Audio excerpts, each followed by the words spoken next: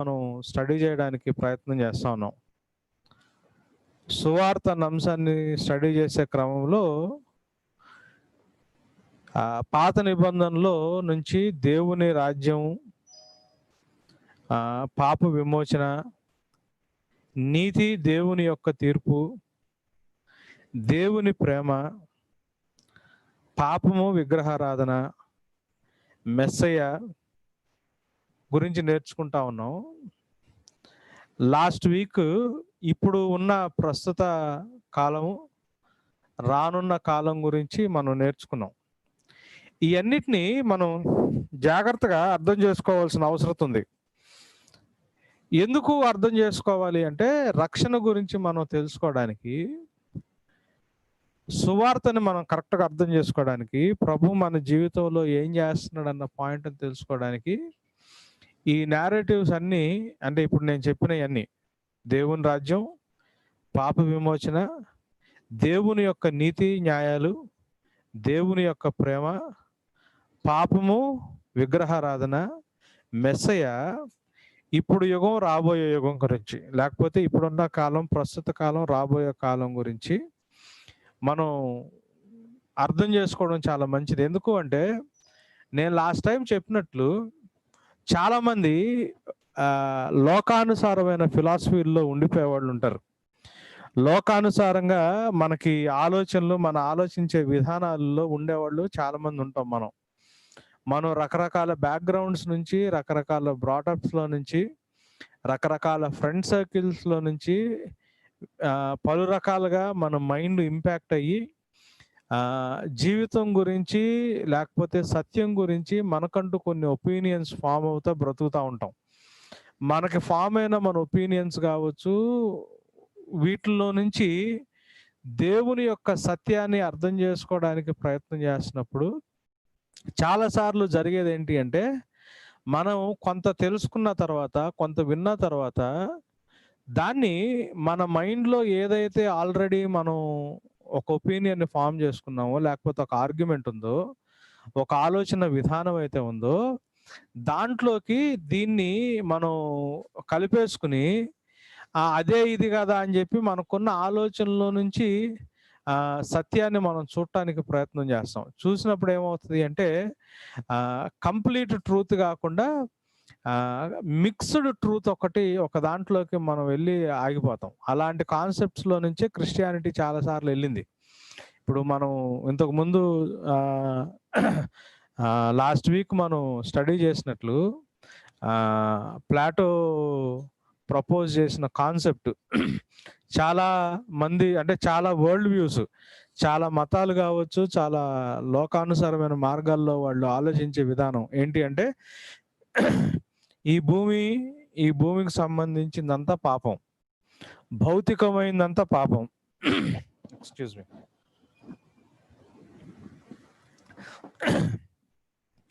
భౌతికమైందంతా పాపం, ఈ మెటీరియల్ అన్నది, లేకపోతే ఈ పదార్థానికి సంబంధించిందంతా పాపం, ఈ శరీరం పాపం, anything that pertains to this world, సుఖాలు కావచ్చు, భోగాలు కావచ్చు, లేకపోతే స్త్రీ పురుషుల మధ్యలో ఉండే ఫిజికల్ రిలేషన్షిప్స్ కావచ్చు, ఎమోషన్స్ కావచ్చు. ఎమోషన్స్ కూడా, అంటే చాలా మంది ఏం చేస్తారంటే, ఇవన్నీ లోకానుసారమైనవి, ఇవన్నీ పాపంతో కూడుకున్నాయి. స్పిరిచువాలిటీ అంటే దీనికి వేరుగా ఉంటది, వీటికి వేరుగా ఉంటది, అంటే ఈ లోకానికి వేరుగా ఉంటది.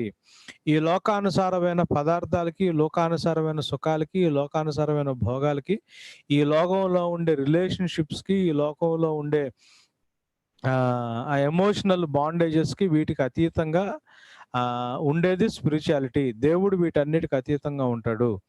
దేవుడు ఈ పాడు లోకానికి, ఈ పాపపు లోకానికి దూరంగా ఉంటాడు. మనము ఈ లోకంలో నుంచి, ఈ బాంధవ్యాల నుంచి, ఈ లోకానుసారమైన ఈ పదార్థవాదం, లేకపోతే ఈ మెటీరియలిజంలో నుంచి మనం విమోచించబడి ఆ పరమాత్ముడిని చేరుకోవడమే మోక్షము, లేకపోతే రక్షణ అన్న కాన్సెప్ట్, ఇది నేను చెప్పిన ఇట్లాంటి ఆలోచనల నుంచి వచ్చింది. ఎలాంటి ఆలోచన? మనకు ఆల్రెడీ కొన్ని ఉంటాయి ఫిక్స్‌డ్. ఆ ఫిక్స్‌డ్ ఆలోచనలు ఎందుకంటే మనం చిన్నప్పటి నుంచి పెరిగినప్పుడు మన తల్లిదండ్రులు గావచ్చు, మన ఇంట్లో పెద్దోళ్ళు గావచ్చు, వాళ్ళ అనుభవాల్లో నుంచి, లోకానుసారమైన ఆలోచనలో నుంచి వచ్చిన వాటిలో నుంచి మనకి సత్యం మన దగ్గరకొస్తున్నప్పుడు సగం అర్థం చేసుకొని, సగం మనకున్న ఒపీనియన్‌ని కొంచెం మిక్స్ చేసుకొని, ఎవరికి వాళ్ళు ఒక సొంత రెసిపీ తయారు చేసుకుంటారు. సత్యం అంటే ఏంటి? లోకంలో అంటే దేవుని ఆహ్, ఆహ్, రక్షణ అంటే ఏంటి? దేవునికి ఇష్టానుసారంగా జీవించడం అంటే ఏంటి? స్పిరిచ్యువల్ లైఫ్ అంటే ఏంటనేది ఎవరికి వాళ్ళకి వాళ్ళ సొంత ఒపీనియన్స్, వాళ్ళకున్న ఎక్స్‌పీరియన్స్‌లో నుంచి కొంత సత్యం కలిసి ఎవరికి వాళ్ళకి సొంత రెసిపీ ఎవరి వంటకం వాడు తయారు చేసుకుంటాడు. కానీ వాక్యానుసారంగా ఏముందో మనం తెలుసుకోవడానికి చాలా జాగ్రత్తగా మనం ప్రయత్నం చేయాల. అయితే రోమాపత్రిక 15 అధ్యాయము 4 వచనంలో మనం చూస్తే, మనం ఎప్పుడైనా సత్యాన్ని అర్థం చేసుకోవడానికి ప్రయత్నం చేసేటప్పుడు, మనకి బైబిల్‌లో కేవలం నూతన నిబంధనలో సంఘం ఎలా ఉండాలి, విశ్వాసులు ఎలా ఉండాలి, విశ్వాసుల జీవితానికి సంబంధించిన మాటలు ఒక్కటే రాయలేదు. మనకి బైబిల్ గ్రంథంలో పాత నిబంధనలో దేవుడు ఇజ్రాయేలీయులతో పాటు ఆయా దేశాలతో, ఆయా ప్రజలతో దేవుడు డీల్ చేసిన విధానాన్ని చరిత్ర కూడా రాశారు. పాత నిబంధన కూడా రాసి, దాన్ని కొత్త నిబంధనతో పాటు జత చేసి ఇచ్చారు కాబట్టి, ఒకసారి మనం రోమాపత్రిక 15 అధ్యాయంలోకి వెళ్ళి 15th చాప్టర్‌లోకి వెళ్ళి 4th వర్స్ ఒకసారి చూడటానికి ప్రయత్నం చేద్దాం.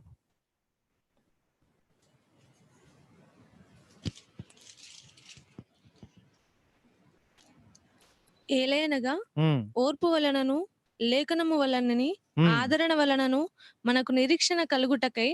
చూడండి, ఓర్పు వలనను లేఖనమున వలనను ఆదరణ వలనను. ఓర్పు, లేఖనం, ఆదరణ వలన మనకేం కలగాలంట? మనకు నిరీక్షణ కలుగుటకై పూర్వమందు వ్రాయబడినవన్నీ మనకు బోధ కలుగు నిమిత్తము వ్రాయబడి ఉన్నవి. మనకి నిరీక్షణ కలగడానికి, సరైన నిరీక్షణ కలగడానికి పూర్వమందు రాయబడినవన్నీ మనకు బోధ కలగడానికి, మనకి టీచింగ్ చేయబడటానికి, మనకి నేర్పించడానికి, మనకు బోధించే విషయంలో ఇవన్నీ రాయబడి ఉంది. సో ఎందుకు రాశారు బైబిల్లో చరిత్ర? అబ్రహాంతో ఏం జరిగింది, ఇజ్రాయేలీలతో ఏం జరిగింది, లేకపోతే ఆ టైంలో వేరే వేరే దేశాలతో దేవుడు ఎలా డీల్ చేశాడు, ఈ చరిత్ర ఎందుకు రాశారు అంటే, మనకి సరైన నిరీక్షణ కలగడానికి, మనకి సరైన హోప్, సరైన నిరీక్షణ. ఎందుకంటే నిరీక్షణ అన్నది విశ్వాసానికి చాలా మూలమైంది కదా. నిరీక్షించు వాటి నిజ స్వరూపం విశ్వాసం. సో ఆ విశ్వాసం లేనిదే దేవునికి ఇష్టలుగా ఉండటం అసాధ్యం. విశ్వాసం ద్వారా మనం రక్షించబడతాము అని బైబిల్లో రాసింది. సో ఈ విశ్వాసానికి మూలం ఏంటి అంటే క్రైస్తవుడి యొక్క నిరీక్షణ. ఈ నిరీక్షణ మనకి కరెక్ట్గా ఉండాలి అని అంటే, ఆ నిరీక్షణ మనకు కలగడానికి, ఆ నిరీక్షణ విషయంలో బోధ చేయడానికి మనకి పూర్వకాలం ముందు జరిగిన వాటిని మనకి రాసి బైబిల్లో పెట్టారు. సో మనకి ఈ హిస్టరీని ఎప్పుడైతే చదువుతామో, ఆ హిస్టరీలో నుంచి మనకి బోధ జరిగి, ఆ బోధ మీద మనకి నిరీక్షణ అన్నది మనకి ఏర్పడుతుంది. ఇది ఉద్దేశం. సరే, అయితే ఎప్పుడైతే ఈ పాత నిబంధనలో ఉన్న ప్యాటర్న్ని మనం గమనించడానికి ప్రయత్నం చేస్తాము, ఈ పాత నిబంధనలో దేవుడు ఇజ్రాయేల్తో డీల్ చేసిన విధానాన్ని మనం గమనించడానికి ప్రయత్నం చేస్తాము, అక్కడ మనకేమవుతుంది? ఎప్పుడైతే అంటే ముందు అబ్రహాంని దేవుడు పిలుచుకున్నాడు. అబ్రహాము, ఇస్సాకు, యాకోబు టైంలో వీళ్ళు ఐగుప్తు దేశానికి వెళ్ళారు. అప్పుడంతా కేవలం ఒక్క ఫ్యామిలీ, ఆ ఫ్యామిలీలో ఉన్న కొడుకులు, మనవాళ్ళు దాకా వెళ్ళింది. ఆ టైంలో వీళ్ళు ఎక్కడికి వెళ్ళిపోయారు? ఐగుప్తు దేశానికి వెళ్ళారు. ఐగుప్తు దేశంలో ఇజ్రాయేలు సంతతి అన్నది అభివృద్ధి చెందటం మొదలుపెట్టింది. కానీ వీళ్ళు అభివృద్ధి చెందటం మొదలుపెట్టినప్పుడు వీళ్ళు ఎక్కడున్నారు అంటే, ఐగుప్తు దేశంలో వాళ్ళు అక్కడ నివసిస్తూ ఉన్నారు. స్లోగా ఐగుప్తు దేశంలో వీళ్ళు బానిసలుగా మారిపోయారు. సో వాళ్ళ ఎక్స్పీరియన్స్ అంతా చుట్టూ ఏంటి అంటే, వీళ్ళు నాన్ లోకల్ కింద, వీళ్ళని బలపరిచే వాళ్ళు అంటే వీళ్ళ పైన ఒక రాజు ఉండి వీళ్ళని లోబర్చుకుని వీళ్ళతో పనులు చేయించుకుని వీళ్ళు ఒకలాంటి బానిసత్వానికి అలవాటు పడి ఉన్న దినాల్లో నుంచి దేవుడు ఏం చేశాడంటే వీళ్ళని బయటికి తీసుకొచ్చాడు. బానిసత్వంలోంచి విమోచించి వీళ్ళని బయటకు తీసుకొచ్చాడు. బయటకు తీసుకొచ్చిన తర్వాత వీళ్ళు బయటకు తీసుకొచ్చిన దేవుడు గురించి వీళ్ళు నేర్చుకుంటున్న విషయాలు ఏంటయ్యా అంటే, నిర్గమకాండంలోకి వెళ్దాం. నిర్గమకాండంలోకి మనం వెళ్ళినప్పుడు 16వ అధ్యాయంలోకి మనం వెళ్తే అక్కడ మనకు ఒక విషయం కనిపిస్తూ ఉంటది. వీళ్ళు దేవుడు గురించి కొన్ని విషయాలు నేర్చుకుంటా ఉన్నారు. దేవుడు గురించి వాళ్ళు అర్థం చేసుకుంటా ఉన్నారు. నిర్గమకాండం 16వ అధ్యాయం 10వ వచనం మనం చూసినప్పుడు, అట్లు అహరోను ఇశ్రాయేళ్ల సర్వ సమాజముతో మాట్లాడుచుండగా వారు అరణ్యము వైపు చూసిరి. అప్పుడు యెహోవా మహిమ ఆ మేఘములో వారికి కనబడెను. ఏమైంది? అహరోను ఇశ్రాయేలీయుల సర్వ సమాజముతో మాట్లాడుతున్నప్పుడు, సమాజంతో వాళ్ళు మాట్లాడుతున్నప్పుడు వాళ్ళకి ఏమైందంట? వాళ్ళు అరణ్యం వైపు చూశారంట. అక్కడ ఏమైంది? యెహోవా మహిమ ఆ మేఘంలో వారికి కనబడెను. ఆ మేఘములో వారికి కనబడెను. దేవుని మహిమను వాళ్ళు చూశారు. ఎక్కడ? భూమి మీద, అరణ్యంలో వాళ్ళు దేవుని మహిమను చూశారు. అట్లానే 24వ అధ్యాయంలోకి వెళ్దాం. 24వ అధ్యాయంలోకి వెళ్దాం. 24వ అధ్యాయంలో 15వ వచనం, 16, 17 వచనాలు మనం చూస్తే, నిర్గమకాండం 24 15, 16, 17 వచనాలు మనం చూసినప్పుడు, మోషే కొండ మీదకి ఎక్కినప్పుడు ఆ మేఘము కొండను కమ్మెను. యెహోవా మహిమ సీనాయి కొండ మీద నిలిచెను. మేఘము 6 దినములు దాన్ని కమ్ముకొనెను.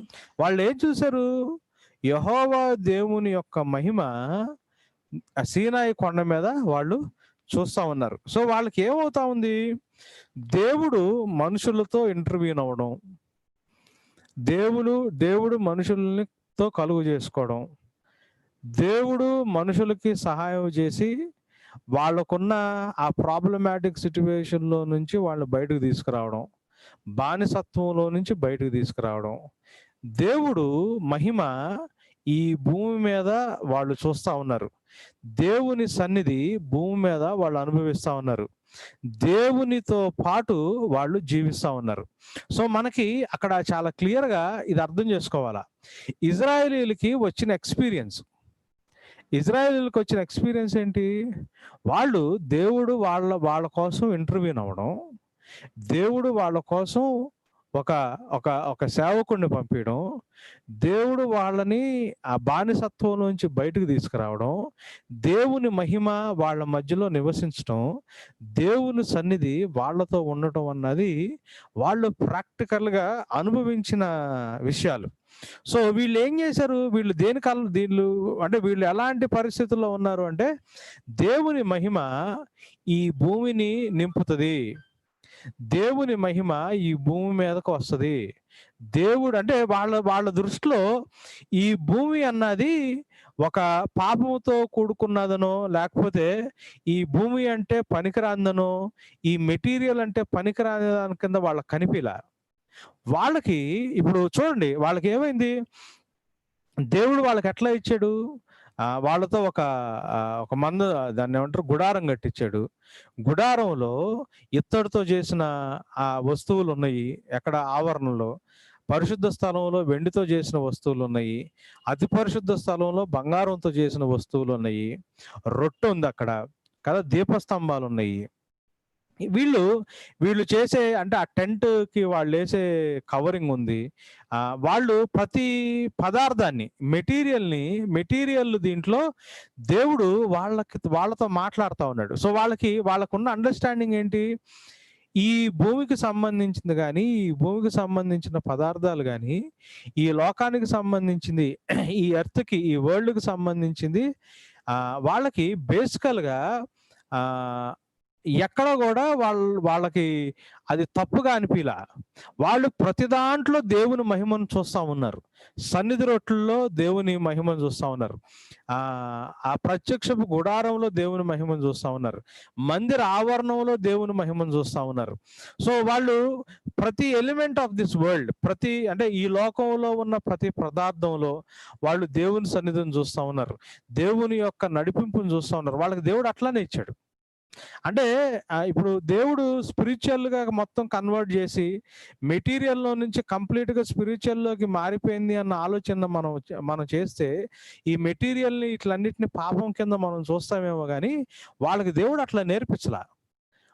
దేవుడు అట్లా నేర్పించకుండా దేవుడు ఏం చేశాడు అంటే ప్రతి దాంట్లో దేవుని యొక్క మహిమని, ప్రతి దాంట్లో దేవుని యొక్క గ్లోరీని, ఈ భూమిని కూడా దేవుని యొక్క మహిమతో నింపబడేదానిగా వాళ్ళు చూశారు.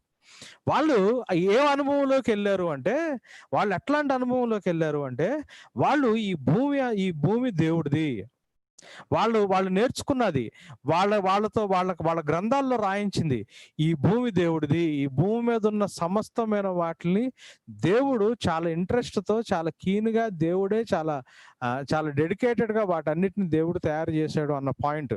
కీర్తనల గ్రంథం 24వ అధ్యాయము 1వ వచనం.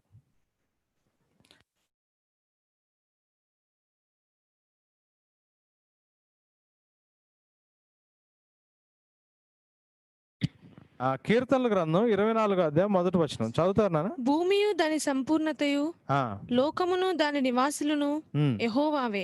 చూడండి, భూమియు దాని సంపూర్ణతయు, లోకము దాని నివాసులు ఎవరి? యెహోవాయి. ఈ భూమిలో ఉన్న సంపూర్ణత మొత్తం దేవుడిది. That is the theology that they understood. మనకి ఏమైపోద్ది, మనం ఉండే ఈ దేశంలో కావచ్చు, అటు గ్రీక్ మైథాలజీ ప్రకారమైన, ఇటు హిందూ మైథాలజీ ప్రకారమైన, మనకి జనరల్ గా వచ్చే కాన్సెప్ట్ ఏంటి అంటే ఈ లోకం పాపం, ఈ లోకానుసారమైన పాపం, ఇవన్నీ పాపం వైపు నడిపించేయి, ఇవన్నీ మనిషిని నాశనంలోకి నడిపించేయి, ఇవన్నీ మనిషిని పతనానికి దారితీసాయి, ఈ లోకానికి, ఈ భూమి మీద ఉన్న ప్రతి ఒక్కటి మనిషిని దేవునితో కలవనీయకుండా కట్టేసాయి. వీటన్నిటిలో నుంచి విమోచించబడి వేరే లోకంలో ఉన్న, పరలోకంలో ఉన్న దేవుణ్ణి కలుసుకోవడానికి మనం వెళ్ళాలి అన్న ఫిలాసఫీ అంటే మనలోకి వచ్చేసింది. కానీ ఇజ్రాయేలీలతో దేవుడు డీల్ చేస్తున్నప్పుడు దేవుడు అక్కడ ఫస్ట్ ఆదాముకి ఇచ్చిన పని ఏంటి? తోటని సేద్యపరచమన్నాడు. చూడండి, that is a sacrament that God gave to Adam. Adam చేయాల్సిన పని ఏంటి? తోటని సేద్యపరచడం. దాంట్లో పవిత్రత, అంటే దేవుని చిత్తానికి సంబంధించింది, దాంట్లో స్పిరిచువల్ కాన్సెప్ట్ ఉంది. ఆ దేవుణ్ణి ఎట్లా సర్వ్ చేయాలి ఆదాము, దేవునికి ఎట్లా పరిచయం చేయాలి ఆదాము, ఈ లోకాన్ని వెళ్తా ఆయనకు దేవుడు ఇచ్చిన థాట్ని సేద్యపరచాల. దాని తర్వాత అబ్రహాంతో దేవుడు మాట్లాడితేమన్నాడు, ఇదిగో నీకు కనిపిస్తుంది చూసారా, ఈ ల్యాండ్ మొత్తం నేను నీకు ఇస్తానన్నాడు. పదార్థం, ఈ భూమి ఇస్తానన్నాడు, ల్యాండ్ ఇస్తానన్నాడు, దేశాన్ని ఇస్తానన్నాడు, సంతానం గురించి మాట్లాడాడు. మీరు జాగ్రత్తగా గమనిస్తే ఇజ్రాయేలీలతో దేవుడు డీల్ చేస్తున్నప్పుడు దేవుడు ఈ లోకానికి సంబంధించిన ఏ మెటీరియల్ని కూడా పాపము దాని కింద, తప్పు దాని కింద దేవుడు ఎక్కడా చూపించలా. ప్రతి దాంట్లో దైవికమైన అంశాన్ని చూపించడానికి ప్రయత్నం చేశాడు.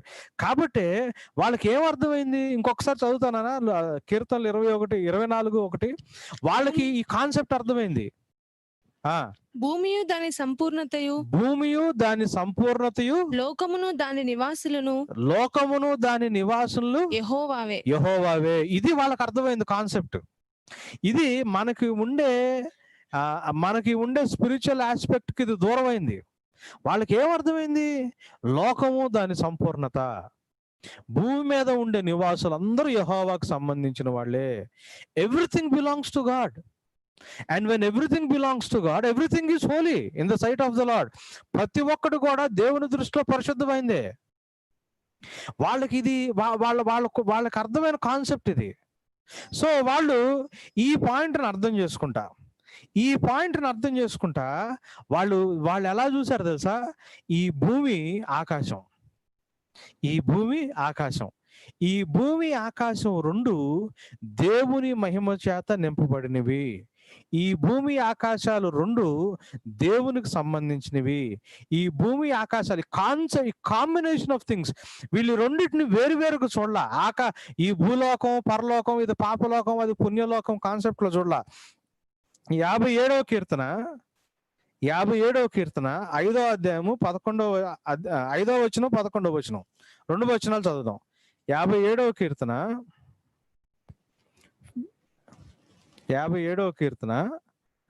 5వ వచనం.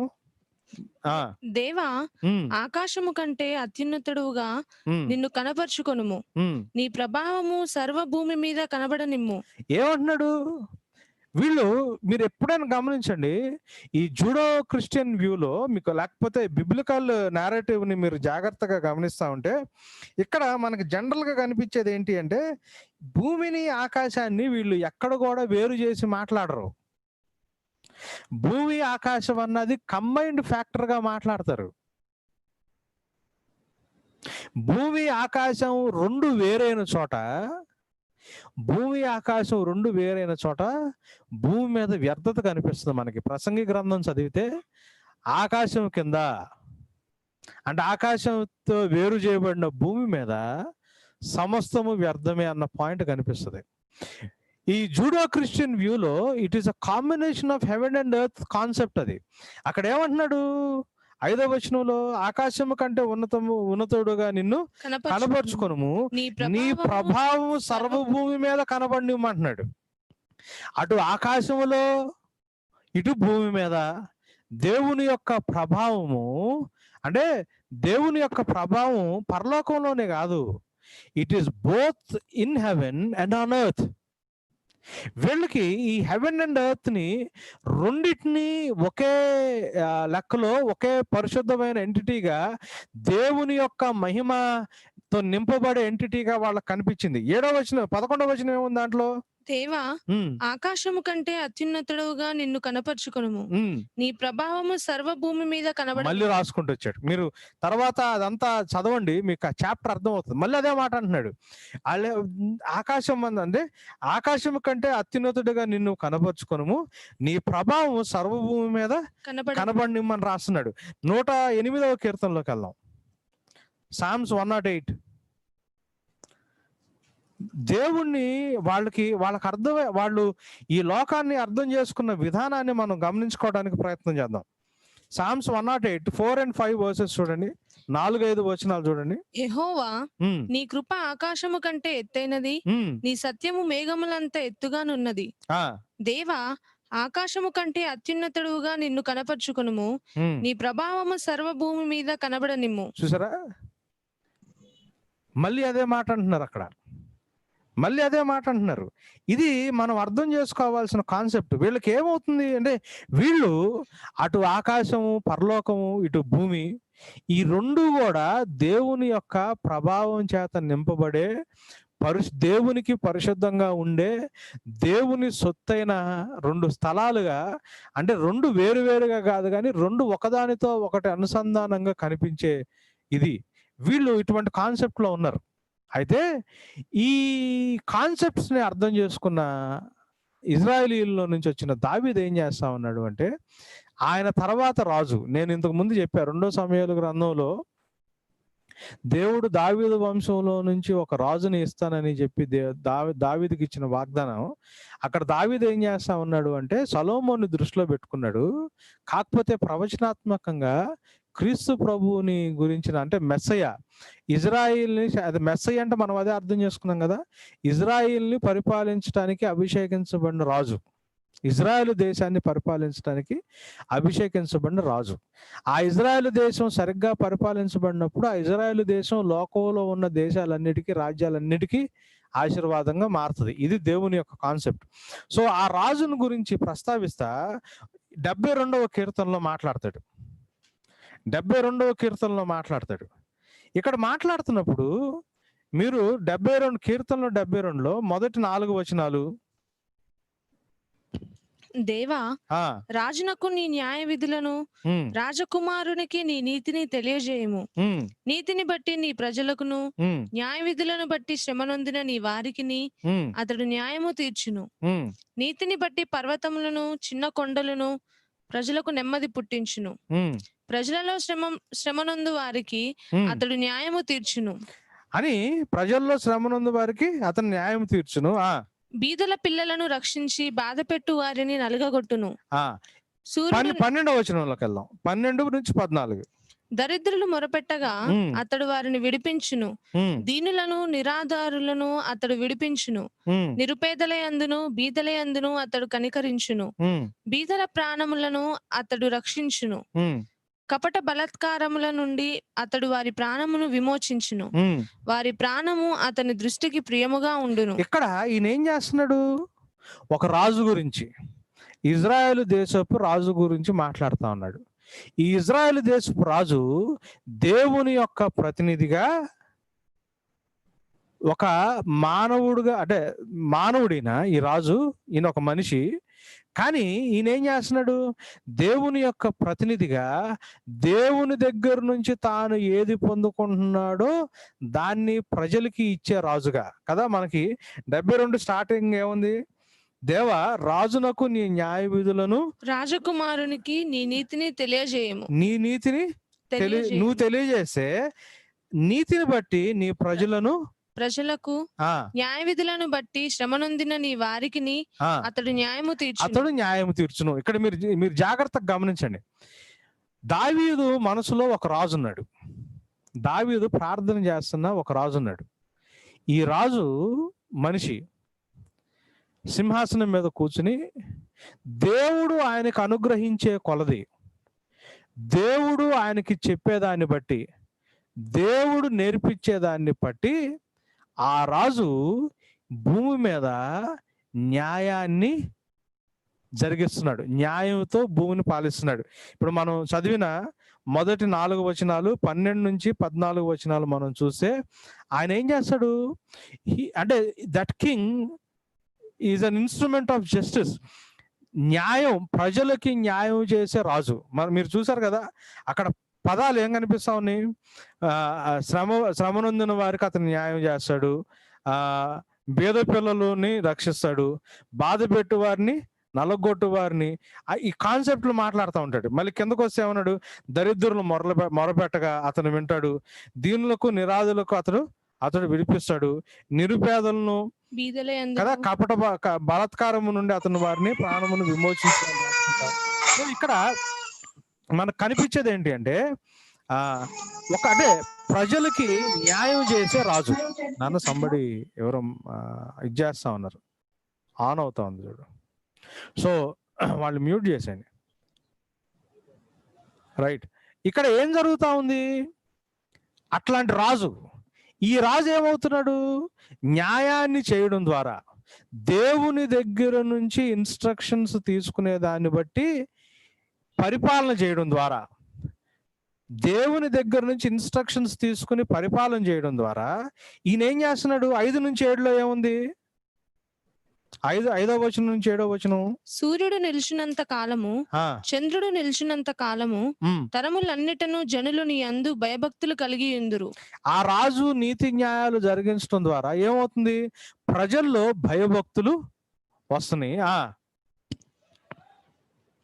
గడ్డి కోసిన బీటి భూమి మీద కురియు వానవలెను, భూమిని తడుపు మంచి వర్షము వలెను అతడు విజయము చేయును. అతని దినములలో నీతిమంతులు వర్ధిల్లుదురు, చంద్రుడు లేకపో వరకు క్షేమాభివృద్ధి కలుగును. చూడండి, ఆశీర్వాదము, క్షేమాభివృద్ధి కలుగుతున్నాయి. నీతి న్యాయాలతో దేవుని దగ్గర నుంచి రిసీవ్ చేసుకుని నీతి న్యాయాలతో పరిపాలించే రాజు ఎప్పుడైతే ఉంటాడో దానివల్ల ఏం జరుగుతుంది అని అంటే, అక్కడ మనం చూసినప్పుడు అక్కడ జనాల్లో భయభక్తులు కలుగుతుంది, సరైన వర్షాలు పడుతున్నాయి, అన్నీ అంటే ఒకలాంటి దీవెన ఆ రాజ్యంలోకి వస్తుంది కదా. మళ్ళీ దాని తర్వాత మళ్ళీ 5 నుంచి 12 నుంచి సారీ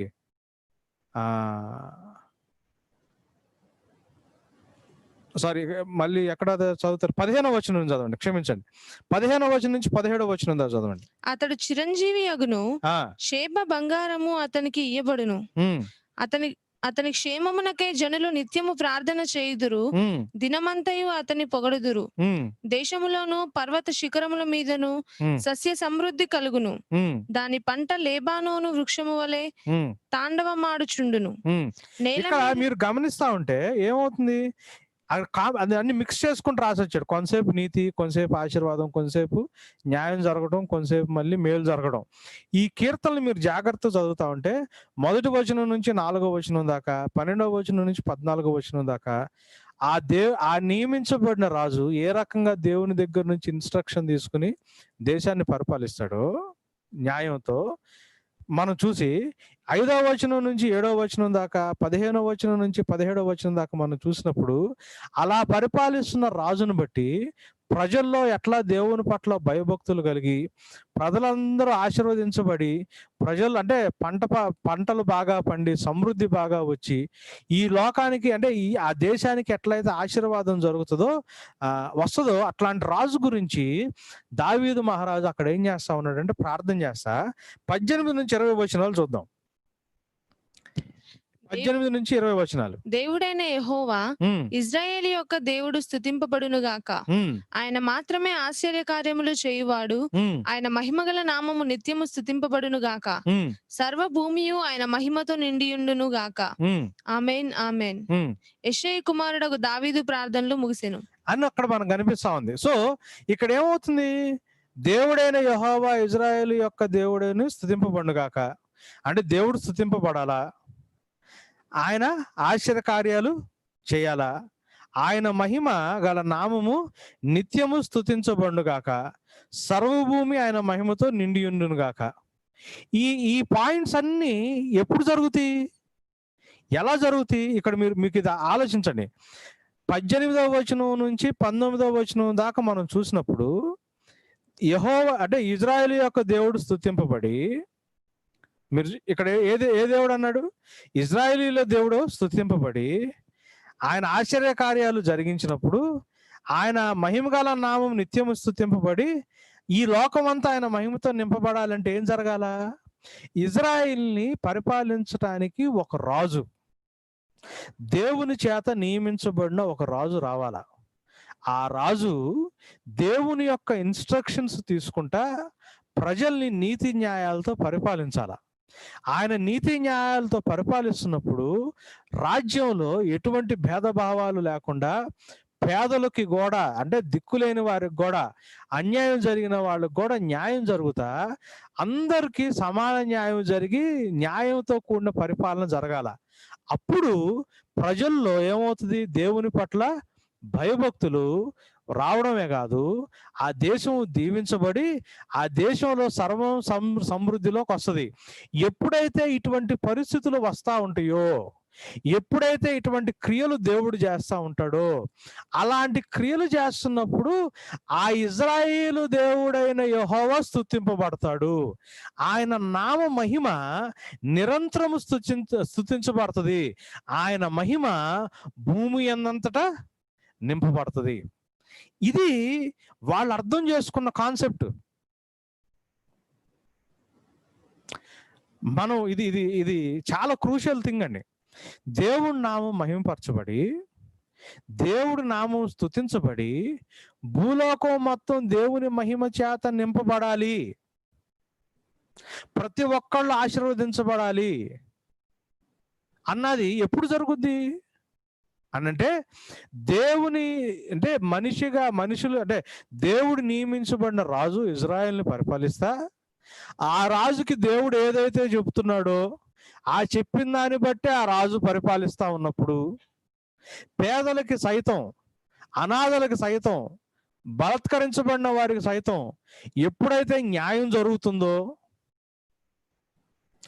అటువంటి నీతి న్యాయాలతో ఆయన పరిపాలన చేస్తున్నప్పుడు ఆ రాజ్య ప్రజల్లో దేవుని పట్ల భయభక్తులు వచ్చి అక్కడ ప్రతి ఒక్కటి సమృద్ధిలోకి వచ్చి అందరూ దీవించబడే స్థితి ఎప్పుడైతే వస్తుందో అటువంటి పరిపాలన చేసే రాజును బట్టి అటువంటి పరిపాలన చేసే రాజును బట్టి దేవుడి నామం స్తుతించబడుతుంది. ఆయన మహిమ భూలోకం అందంతటా నింపబడుతుంది. అటువంటి కార్యాలు, ఆశ్చర్య కార్యాలు చేసే దేవుణ్ణి బట్టి ఇజ్రాయేలు దేవుడు నిరంతరము స్తుతించబడే పరిస్థితి వస్తుంది అని దావీదు రాసుకుంటా దాని గురించి ప్రార్థన చేస్తున్నాడు. సో ఇజ్రాయేలీలకి వాళ్ళ వాళ్ళ వాళ్ళ ఫిలాసఫీలోనే వాళ్ళ అండర్స్టాండింగ్లోని కాన్సెప్ట్ ఉంది.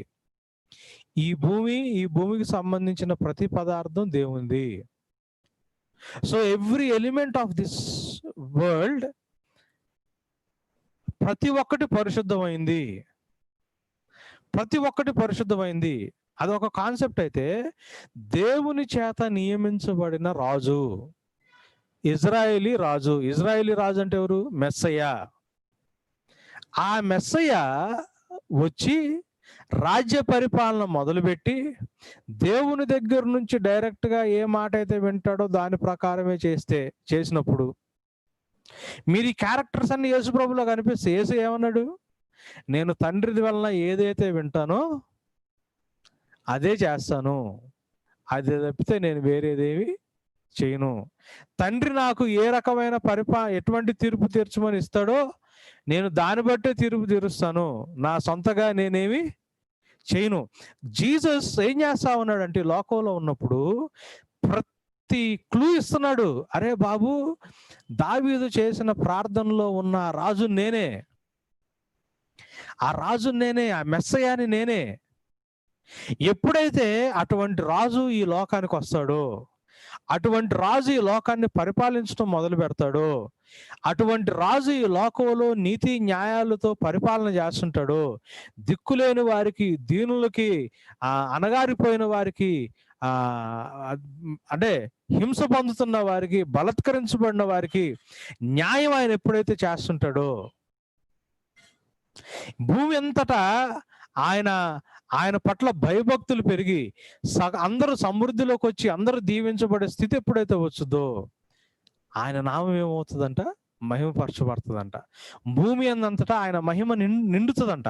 సో అంటే వాళ్ళు ఈ లోకాన్ని విడిచిపెట్టి వెళ్ళే ఆ కాన్సెప్ట్లు అసలు లేరు ఇజ్రాయేలీరు. వాళ్ళు అసలు ఈ లోకాన్ని విడిచిపెట్టి ఇంకో పరలోకంలోకి చేరుకోవాలన్న అసలు ఆలోచన వాళ్ళకి లేదు. వాళ్ళకి ఎలాంటి ఆలోచన ఉందంటే దేవుని చేత పంపించబడే ఒక రాజు గురించి ఆలోచన ఉంది. దేవుని చేత పంపించబడిన ఆ రాజు, ఆ మెస్సయ్య ఎస్టాబ్లిష్ చేసే కింగ్డమ్ మీద ఆలోచన ఉంది. ఆ కింగ్డమ్లో అందరికీ సమన్యాయం జరిగే ఆలోచన వాళ్ళకుంది.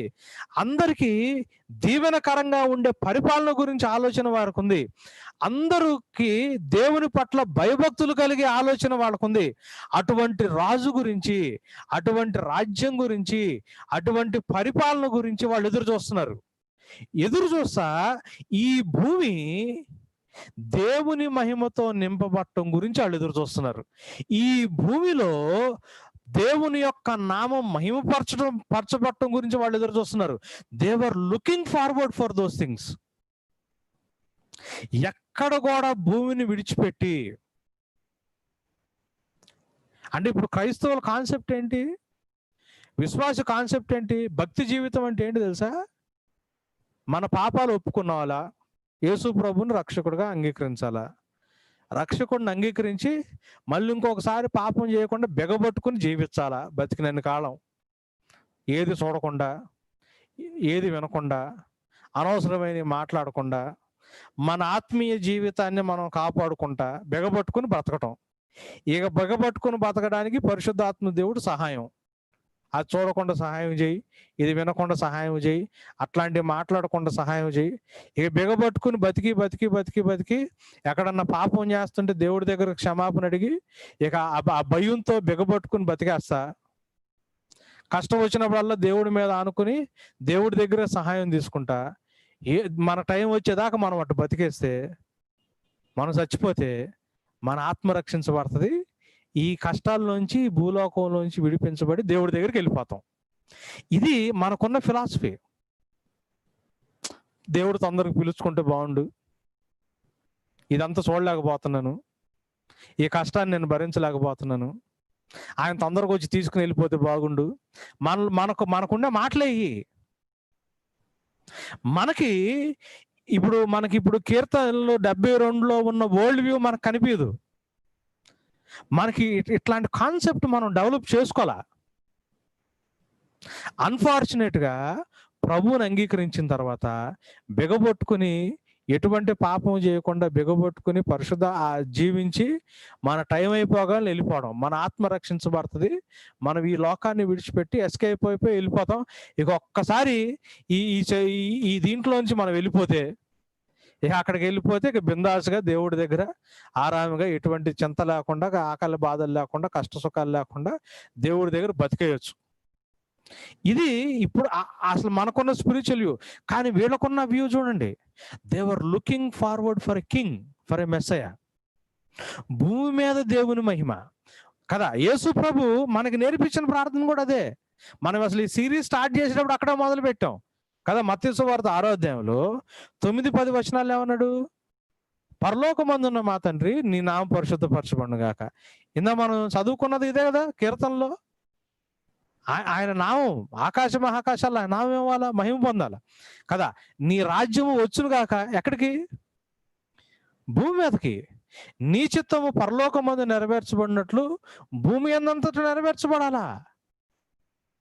దేవుడు కూడా ఎక్కడ ఎస్కేప్ కాన్సెప్ట్ మాట్లాడట్లా. అయితే ఇక్కడ ఏం జరుగుతుంది?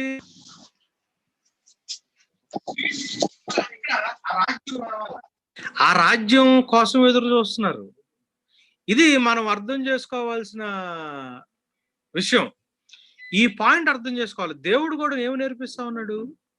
ఈ కీర్తనలో 52లో ఏదైతే దావీదు ప్రార్థన చేస్తా ఉన్నాడో, 72 దాంట్లో ఏదైతే ప్రార్థన చేస్తా ఉన్నాడో, ఆ ప్రార్థన నెరవేర్చబడేటట్లు, ఆ ప్రార్థన ఫుల్ఫిల్ అయ్యేటట్లు దావీదు ప్రార్థన చేస్తా ఉన్నాడు. నీ రాజ్యం రావాలి, నీ చిత్తం పరలోకమందు నెరవేర్చబడినట్లు భూమి అందంతటా నెరవేర్చబడాలి. ఇది మనం అర్థం చేసుకోవాల్సిన కాన్సెప్ట్. సో వీళ్ళు ఈ కాన్సెప్ట్ మనం అర్థం చేసుకోవాలా. సో మనం లాస్ట్ టైం ఏం చూసాము? దేవుడు మనం 2 కాలాలు చూస్తా ఉన్నాం. సో ఇజ్రాయేలీల మైండ్ లో రెండు టైం పీరియడ్స్ ఉన్నాయి. ఒక టైం పీరియడ్ ఏంటి? ఇప్పుడున్న దుష్టకాలం, ఇప్పుడున్న అన్యాయపు కాలం, ఇప్పుడున్న బానిసత్వంతో కూడుకున్న కాలం.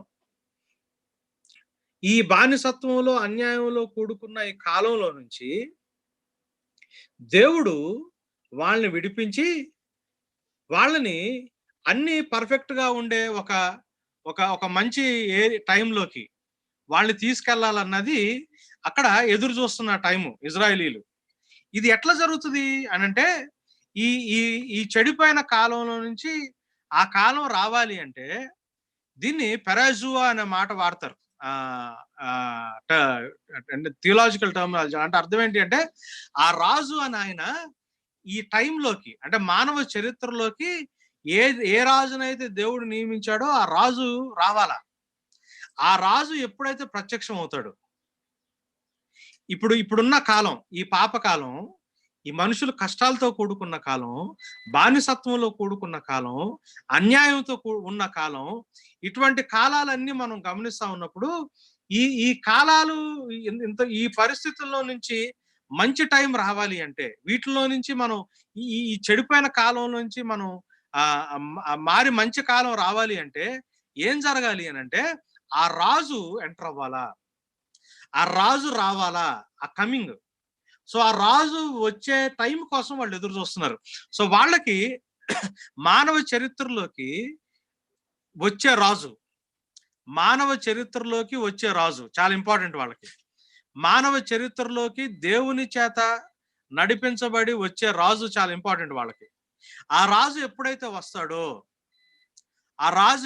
వస్తాడో, నీతి న్యాయాలతో పరిపాలన ఎప్పుడైతే జరగటం మొదలు పెడుతుందో, నీతి న్యాయాలతో పరిపాలన ఎప్పుడైతే జరగటం మొదలు పెడుతుందో, అప్పుడు అంటే దేవుని రాజ్యం అన్నారు దాన్ని.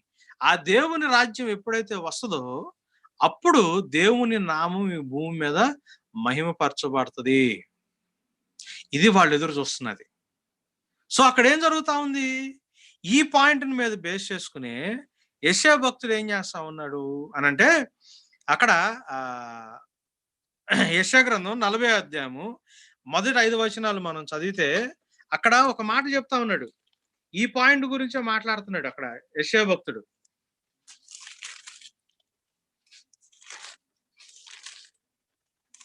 యెషయా గ్రంథం 40వ అధ్యాయము మొదటి 5 వచనాలు మనం చూస్తే,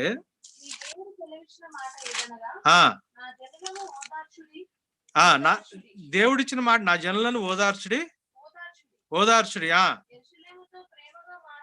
యెరూషలేముతో ప్రేమగా మాట్లాడుడి, యుద్ధకాలం సమాప్తమైంది, దోష రుణం తీర్చబడింది,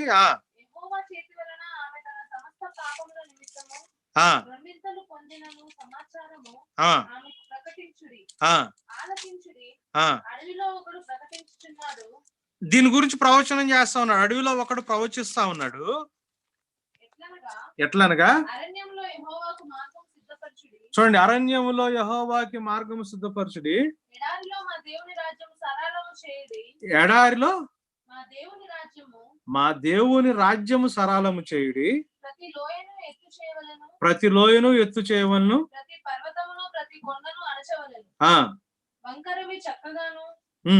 కరుకైనవి సమానముగాను ఉండవలెను. యెహోవా మహిమ బయలుపరచబడును, ఒకడును తప్పకుండా సర్వ శరీరులు దాన్ని చూచెదరు. ఈలాగున జరుగునని యెహోవా సెలవిచ్చి ఉన్నాడు. ఈ మాటలు ఎక్కడ మనకు కనిపిస్తాయి? సువార్తలో మనం ఎప్పుడైతే చదువుతామో ఈ పని చేసుకుంటూ వచ్చేది ఎవరు? బాప్తిజం ఇచ్చే యోహాను. బాప్తిజం ఇచ్చే యోహాను ఈ పని చేసుకుంటూ వచ్చి వెనక వచ్చే రాజుకి ఏం చేస్తా ఉన్నాడు? ఆయన మార్గము సరళం చేస్తున్నాడు. మార్గం సరళం చేస్తా. మత్తయి సువార్త 3వ అధ్యాయం 1వ వచనంలో ఏమంటారు తెలుసా? రాజ్యము, దేవుని రాజ్యము సమీపించింది కనుక మీరు మారు మనసు పొందండి అంటున్నాడు. సో ఈ రాజ్యం రాబోతుంది, ఈ రాజ్యం రాబోతుంది కనుక మీరు మారు మనసు పొందండి అంటున్నాడు. యేసు ప్రభు కూడా 4వ అధ్యాయంలో ఏమని చెప్పడం మొదలు పెట్టాడు? దేవుని రాజ్యం సమీపించింది కనుక 4వ అధ్యాయంలో 17వ వచనంలో మీరు మారు మనసు పొందండి అంటున్నాడు. So they were looking forward for a king to visit in to the history of man. మానవుడి యొక్క చరిత్రలోకి దేవుని యొక్క విజిటేషన్ కోసం వాళ్ళు ఎదురు చూస్తున్నారు. ఆ విజిటేషన్ ఎవరు విజిటేషన్ అంటే రాజు యొక్క విజిటేషన్ కోసం వాళ్ళు ఎదురు చూస్తున్నారు.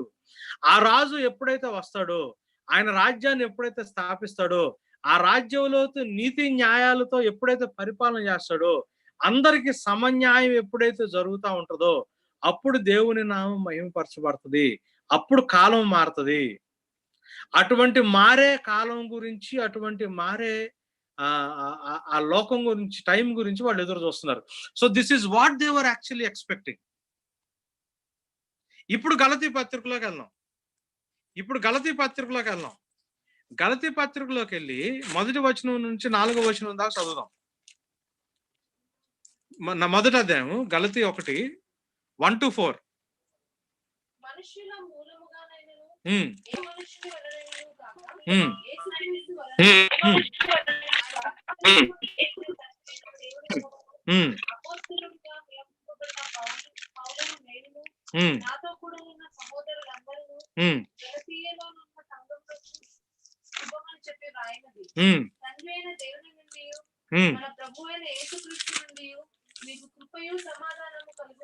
గాగా ఇక అక్కడ ఏమంటున్నాడు చూడండి. తండ్రి అయిన దేవుని చిత్త ప్రకారము క్రీస్తు. ఎవరు క్రీస్తు అంటే? ఎవరు? మెస్సయ్య. మెస్సయ్య అంటే ఎవరు? ఇజ్రాయేల్ దేశాన్ని పరిపాలించడానికి అభిషేకించబడిన రాజు. అదే కదా మనం నేర్చుకుంది, రాజు. సో ఇక్కడ మనం ఎట్లా చదవచ్చు? తండ్రి చిత్త ప్రకారము ఆ ఇజ్రాయేలీల రాజు అయిన మెస్సయ్య మనలను ప్రస్తుత దుష్టకాలములో నుండి విమోచింపవలనని మన పాపముల నిమిత్తము తన్ను తాను ఏం చేశాడంట? అప్పగించుకున్నాడు. చూసారా? అక్కడ లింక్ మాట్లాడుతున్నాడు చూసారా పాలు? ఎట్లా మాట్లాడుతున్నాడు? మనల్ని దాంట్లో నుంచి విమోచించాడు. ఇక్కడ ఎవరు విమోచించారు? పాపం అంటే ఈ దుష్టకాలం నుంచి విమోచించింది ఎవరు? మెస్సయ్య. మెస్సయ్య అన్నది చాలా important factor. This is something that we need to understand.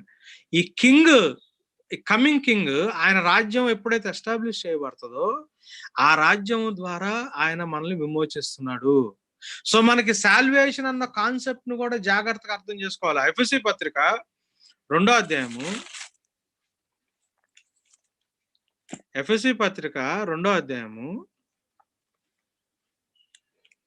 1వ వచనం నుంచి చదవండి. మీ అపరాధముల చేతను పాపముల చేతను మీరు చచ్చిన వారై ఉండగా ఆయన మిమ్మల్ని క్రీస్తుతో కూడా బ్రతికించెను. మీరు వాటిని చేయొచ్చు వాయుమండల సంబంధమైన అధిపతిని అనగా అవిధేయులైన వారిని ఇప్పుడు ప్రేరేపించు శక్తికి అధిపతిని అనుసరించి ఈ ప్రపంచ ధర్మము చొప్పున మునుపు నడుచుకుంటుంది. వారితో కలిసి మనమందరమును శరీరం యొక్కయు మనసు యొక్కయు కోరికలను నెరవేర్చుకొనొచ్చు. మీరు అక్కడ గమనించారా? ఈ లోకానుసారమైన కోరికల కాన్సెప్ట్ కాదు అక్కడ మాట్లాడుతుంది. శరీరం యొక్కయు మనసు యొక్క కోరికలను నెరవేర్చుకొనుచు మన శరీరాశలను అనుసరించి కడమ వారి వలె స్వభావ సిద్ధముగా దైవోగ్రతకు పాత్రులమై ఉంటుంది. ఆయనను కరుణా సంపన్నుడై ఉండి మనము మన అపరాధముల చేత చచ్చిన వారమై ఉండినప్పుడు సైతము మన ఎడల చూపిన తన మహాప్రేమ చేత మనలను క్రీస్తుతో కూడా బ్రతికించింది. మనలను క్రీస్తుతో కూడా పునరుద్ధానుడైన రాజు. క్రీస్తు అన్న మాటను చాలా జాగ్రత్తగా గమనించాలా. క్రీస్తుతో కూడా బ్రతికించను. కృపచేత మీరు రక్షింపబడి ఉన్నారు. క్రీస్తు యేసునందు ఆయన మనకు చేసిన ఉపకారము ద్వారా అత్యధికమైన తన కృప మహదైశ్వర్యము రాబో యుగములలో కనపరచు నిమిత్తము క్రీస్తు యేసునందు మనలను ఆయనతో కూడా లేపి పరలోకమందు ఆయనతో కూడా కూర్చుండబెట్టి. ఏం చేశాడు? క్రీస్తు యేసునందు ఆయన మనకు చేసిన ఉపకారము ద్వారా అత్యధిక కృపా మహేశ్వరమును రాబోవు యుగముల్లో మనకి కనపరచు నిమిత్తము. మీకు అక్కడ కమింగ్ ఏజ్ గురించి మాట్లాడుతున్నాడు చూడండి. సో దేవుడు ఏం చేస్తున్నాడు అంటే ఇక్కడ మనల్ని ఏం చేస్తున్నాడు? పాపం ఈ దుష్ట కాలంలో నుంచి మనల్ని విమోచించి రాబోయే కాలంలోకి దేవుడు మనల్ని తీసుకెళ్తున్నాడు. తీసుకెళ్ళడానికి ఆయన ఏం చేశాడంటే మన పాపాలకి ఆయన ప్రాయశ్చిత్తంగా తను తాను అర్పించుకున్నాడు. ఇది క్రీస్తు ద్వారా జరిగే కార్యము. ఇది రాజు ద్వారా జరిగే కార్యము. ఇజ్రాయేలీ రాజు ద్వారా జరిగే కార్యము. మనకి ఇది అర్థం అవ్వాలి. సో సాల్వేషన్ మనం జాగ్రత్తగా గమనిస్తే, మనం లాస్ట్ టైం చెప్పుకున్నట్లు ఈ దుష్ట కాలంలో నుంచి, ఈ టైంలో నుంచి, ఈ ఈవిల్ టైంలో నుంచి అన్ని బాగుండే కాలంలోకి, అంటే ఇప్పుడు ఏమైంది? ఇది దుష్టత్వంలో ఉండే కాలం. ఈ కాలంలో నుంచి మెస్సయ్య పరిపాలించే దేవుని రాజ్యంలోకి, ఇది సాల్వేషన్. ఈ దుష్ట కాలంలో నుంచి మెస్సయ్య పరిపాలించే దేవుని రాజ్యంలోకి మనం ప్రవేశపెట్టడం అన్నది సాల్వేషన్. ఈ కాన్సెప్ట్ ని మనం అర్థం చేసుకోవడానికి ప్రయత్నం చేద్దాం. మనకి పవర్ లేని కారణాన ఆల్మోస్ట్ నేను ఈ రోజు ఇక్కడతో ఆపుతాను.